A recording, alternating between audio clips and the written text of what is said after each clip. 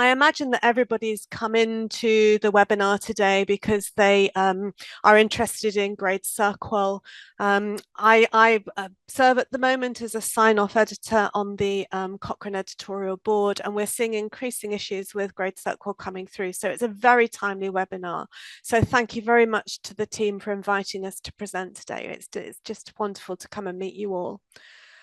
First of all, in terms of declarations of interest, you've heard that both Andrew and I are part of a team who developed GRADE CERQual to start with.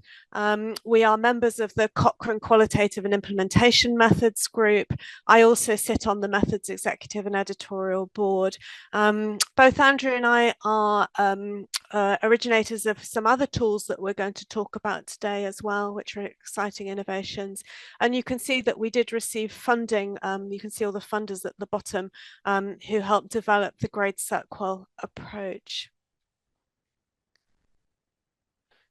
So when thinking about GRADE CERQual, I mean, GRADE CERQual was developed whilst we were doing some qualitative evidence syntheses, probably over a decade ago now.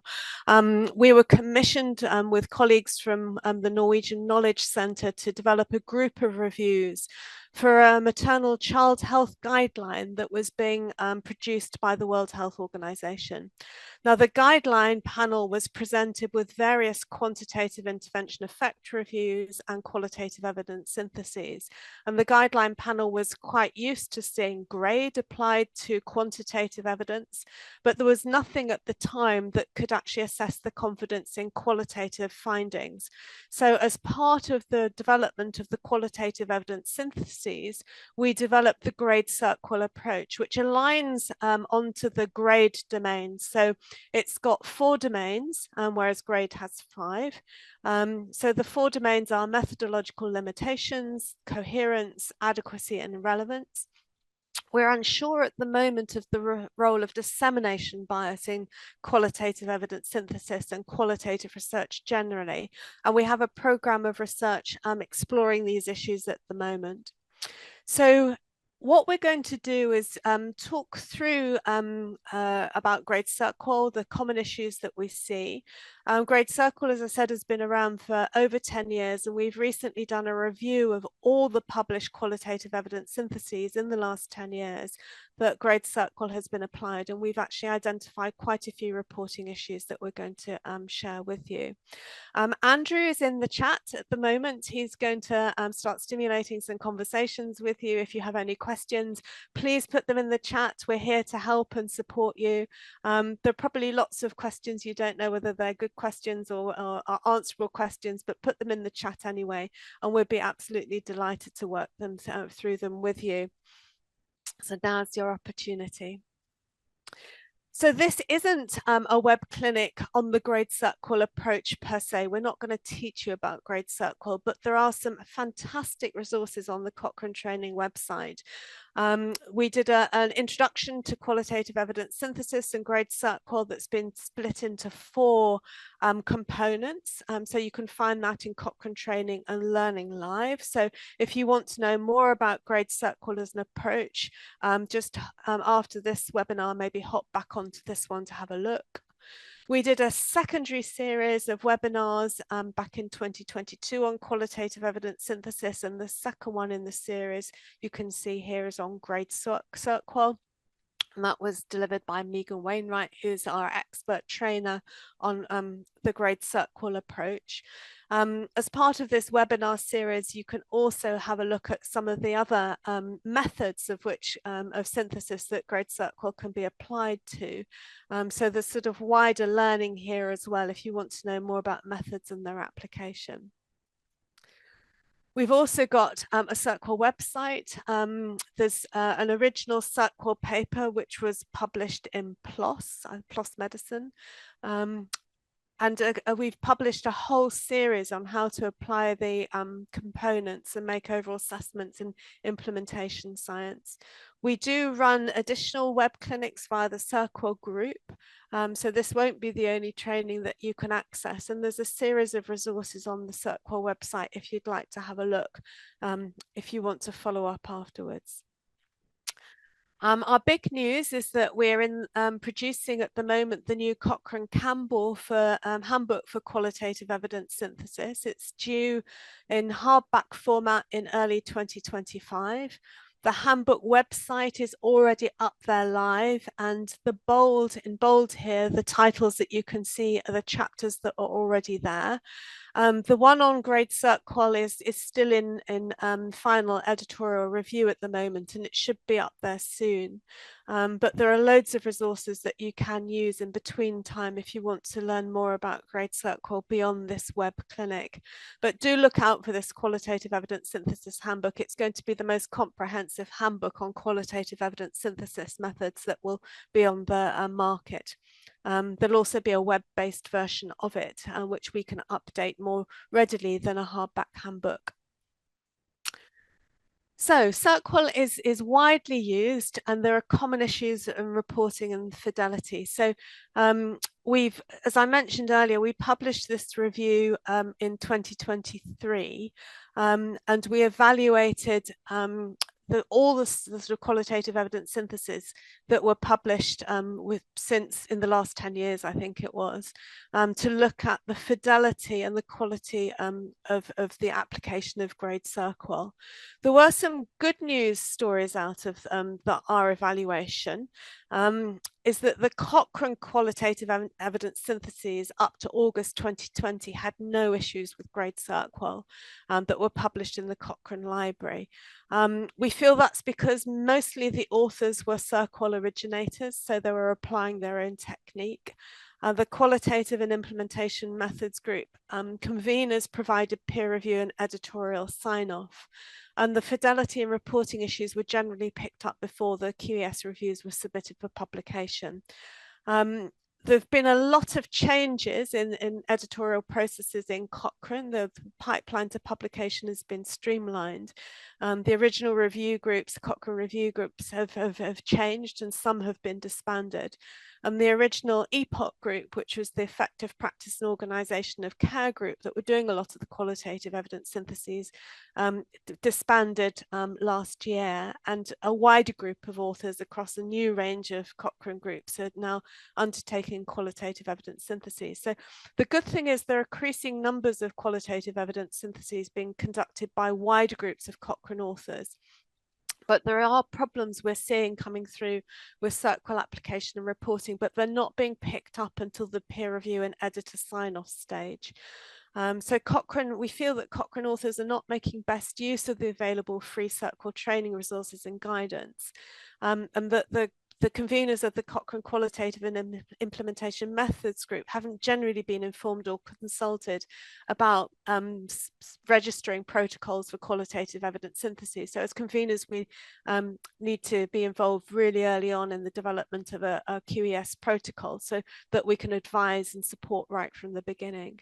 Our review of all qualitative evidence syntheses published in and outside the Cochrane Library showed a host of other issues that were really much more serious than the ones that we're seeing in Cochrane. And I'm going to hand over to Andrew, who's going to go through those with you. So over to Andrew. Yeah, thank you, Jane. So as Jane mentioned, we reviewed all the studies that had used the GRADE CERQual approach. That was 233. But a lot of those studies didn't actually get past first base. I think it was 97 studies didn't get past first base. And by that, we mean that they made one of two mistakes. They either thought that this is a method for quality assessment of studies, or they thought that this was a method for quality assessment of QES. And that was disappointing because in our presentations, those are some of the first slides that we present to people to make it very clear that those aren't the case. So that left us with 136 studies, and what you see on this slide is a summary of the main areas of reporting issues. So some of the issues were about not clearly flagging up the role of certain components of the GRADE CERQual method.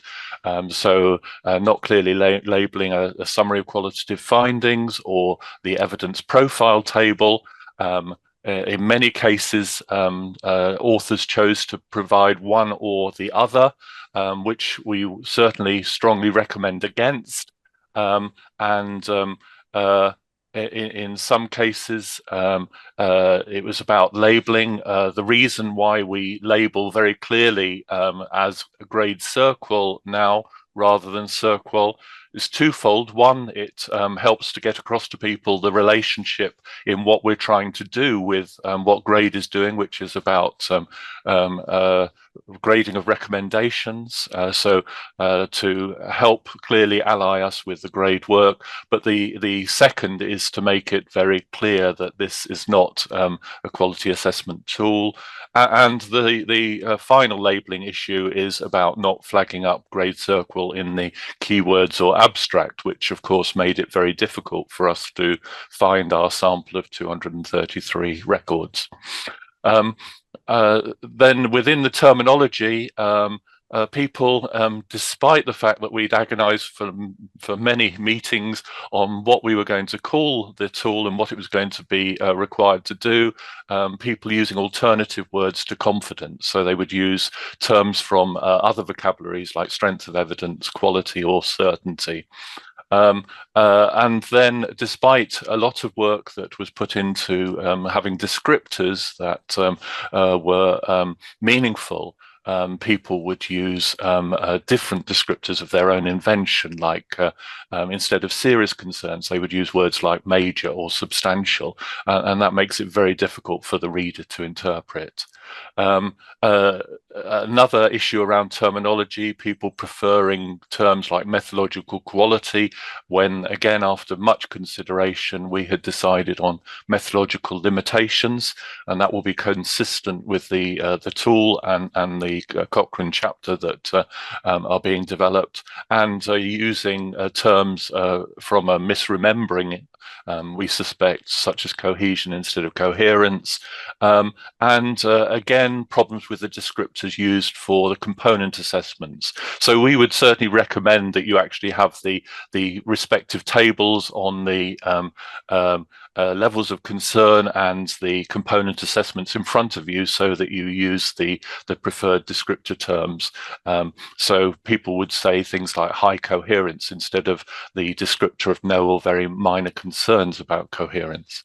And then in terms of completeness, as we said, most people would do either one or other of the summary of qualitative findings or evidence profile tables instead of doing both as required.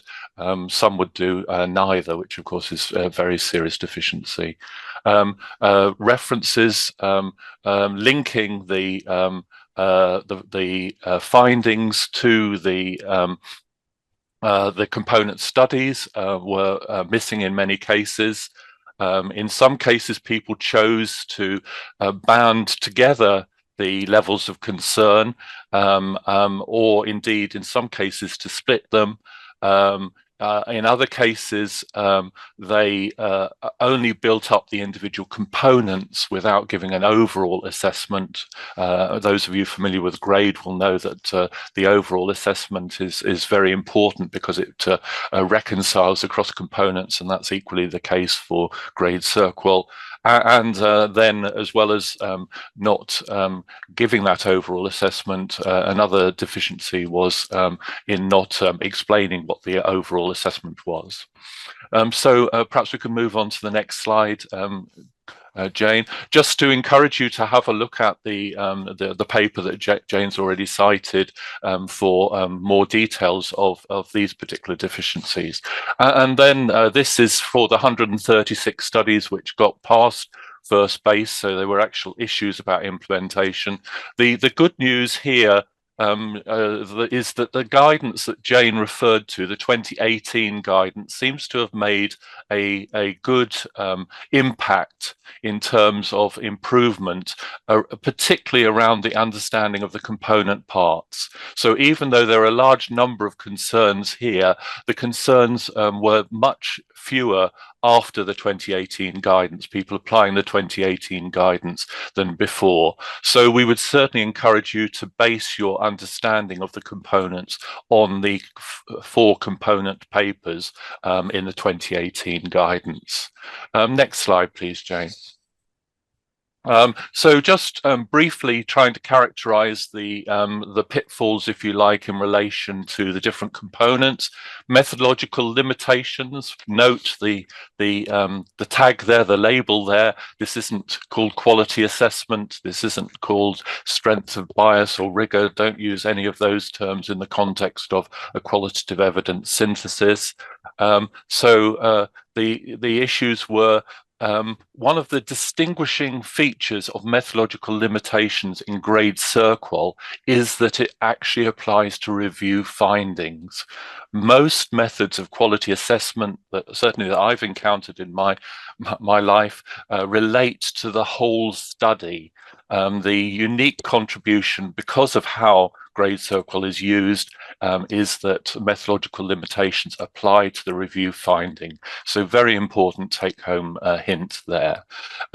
Another thing that is resisted across all types of assessment of quality is counting of categories, sort of making an assessment of based on the frequency with which particular problems appear. We were very keen that GRADE CERQual had a qualitative philosophy, and so it's even more important to avoid a summing up of categories than even in quantitative, and we know that counting is disapproved of in all contexts of quality assessment. We've mentioned that some of the problem was the missing evidence profile or strength of qualitative findings. So a very easy check there is to make sure that you've included those in your report, and with the facility to have supplements, that is so much easier now with electronic journals. But another easily avoidable one, the component not being defined. Not everyone will be familiar with GRADE CERQual, and so it's helpful to somewhere in the article to define the component. And so this isn't about some sort of drastic misinterpretation of how to do the GRADE CERQual method. It's a basic requirement to bring forward the definitions from the original papers into your own paper. Another issue is that methodological limitations, it was chosen as the term so that it could be quite clear that we're identifying concerns, so that we realize that no paper can be perfect, and so we're moderating our interpretation according to things that are specific concerns. And these concerns are specific to the finding. They're not necessarily at a study level. Some may be at a study level, but we're thinking about them only in the context of the finding. Critical appraisal gets often criticized for being a tick box exercise, and what we found was valuable was where people went beyond just assessing things as yes or no, by providing an explanation of where their concerns lie. Again, that helps the reader. In that connection, if you specify where the concern is, then that also helps with the final bullet point here, which is helping the reader to see how important the specific methodological limitation is in relation to the finding. And we think, for example, of the well-worn example of a focus group that asking about some aspect of private or behavior, a focus group would be much less helpful, and in fact could be harmful than asking about something that people are very prepared to discuss publicly. So that can clearly be seen to impact on some questions or findings than others. Next slide, please, Jane. Coherence. I think it's true that for many people, this is the hardest one to get their head around. And in a way, it reflects the amount of thinking that we had to do about this. Coherence isn't how people readily interpret it about how the different studies um, um, line up together and say the same thing. That isn't about coherence. Coherence is about the fit between the review finding and the data from the primary studies. And coherence is the only feature of the four components that you can actually modify. So if you feel that coherence isn't very strong, you can actually craft your statements, recraft the statements to make them more coherent. Obviously, you can't retrospectively change the methodological quality or the relevance or the adequacy, but you can make your statements more coherent, and that will, of course, change the rating for them. Um, again, it's not been conceptualized in terms of identifying concerns, but in this case, the problem for coherence is not so much that the definition isn't given, but the definition is a wrong definition. This isn't about consistency within and across studies. This, again, to emphasize, is about the fit between what you say in the review finding and the supporting data for that finding for the primary studies. And again, we see the tendency of many people to try and quantify the assessment. Again, strongly resist that. Next slide, please, Jane.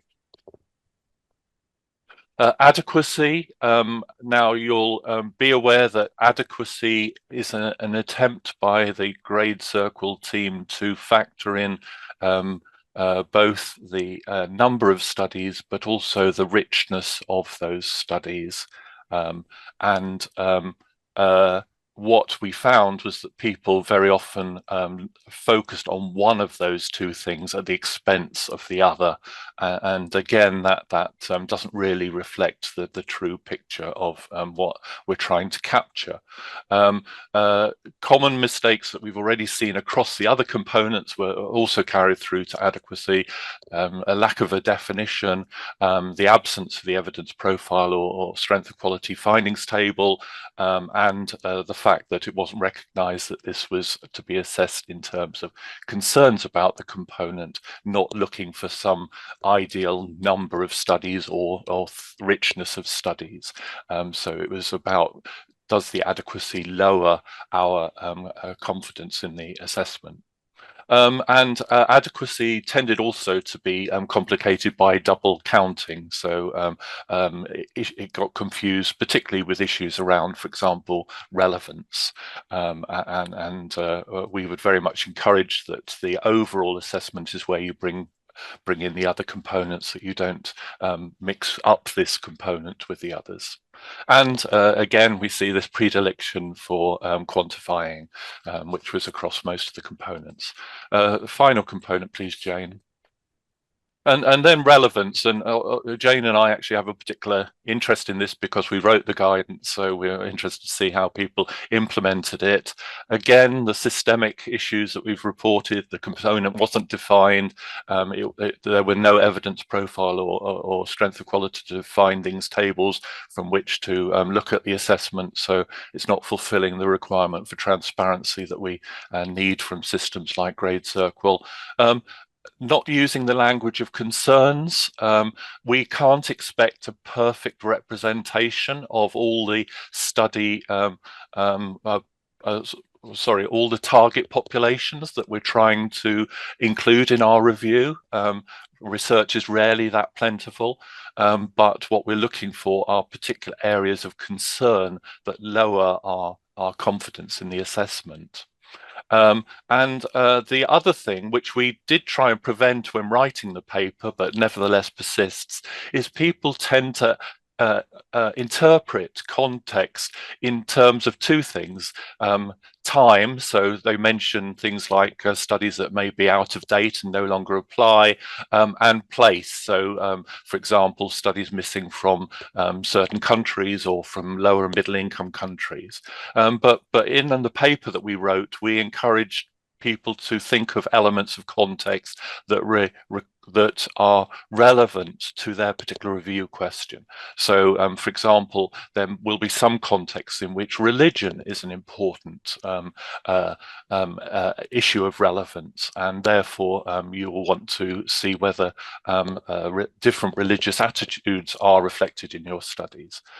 In a closed system like an intensive care unit, then issues around geography may be less important. It may be more about issues around a particular way of organizing the unit. So something about internal relevance rather than relevance to the external climate. So you can see that context and relevance was intended to be much more specific to the review question, and that's indeed what it's linked to. And then finally, people then tended to sum up the studies, saying how many studies came from different countries or different contexts, as a way of sort of trying to establish that the findings are more or less relevant. And certainly that's against the spirit of GRADE CERQual. So I think that's the final component there. Jane, I'll hand back to you. Great. Thanks very much, Andrew. That was a really nice summary of the main things that we found. So looking on to new innovations to support you as review authors, the CERQual group have realized that resources and training materials are vitally important to improve the application and reporting of GRADE CERQual. In the last couple of years, we've developed ISOC, which is an online tool, interactive summary of qualitative findings, but it's a whole online tool for applying GRADE CERQual, and it will help actually overcome quite a few of these issues. It produces tables, etc., etc. So it's a companion software product that's really, really useful. And it's free to use at the moment. For as long as we can, we will make it free to use. And we would encourage you to use it in your qualitative evidence syntheses. So please go on. The website link is here. So go and have a look. There are videos and things there explaining how to use it. Also in the new handbook, you'll see that there is a chapter on sampling, and one of the ways that you can sample is by assessing the thickness and richness of the data in the potentially included studies. Assessing richness is also part of the adequacy component in GRADE CERQual. So there is a new tool there in the handbook chapter and a new paper in the Cochrane Journal of Evidence Synthesis and Methods that's just about to be published. I think it's just sitting waiting in the line now to be out there. But this is a tool that assesses both thickness and richness of the data in the primary studies that can help you make that adequacy assessment. How do you say that? The CERQual group would like to undertake more work on the use of this tool in relation to GRADE CERQual, but I think it's fair to say that having a tool is better than just using subjective judgments. So we hope that it would be helpful. In addition, we have the new Camelot tool for assessing methodological limitations for use with GRADE CERQual. This is brand new. This is the Cochrane Qualitative Methodological Limitations tool, Camelot. Again, the paper you'll see Heather Munther-Cass et al. Has just about to be published in the Cochrane Evidence Synthesis and Methods Journal, and see chapter 7 in the Cochrane Campbell Handbook on assessing methodological limitations. We would like authors of QESs to move towards using Camelot because it is designed to be used with GRADE CERQual. And you'll see we will be doing some more training and producing some more resources on the application of this particular tool in future QESs and future Cochrane training. So watch out for that. And if you've got any questions on use of Camelot, we can pick those up as well.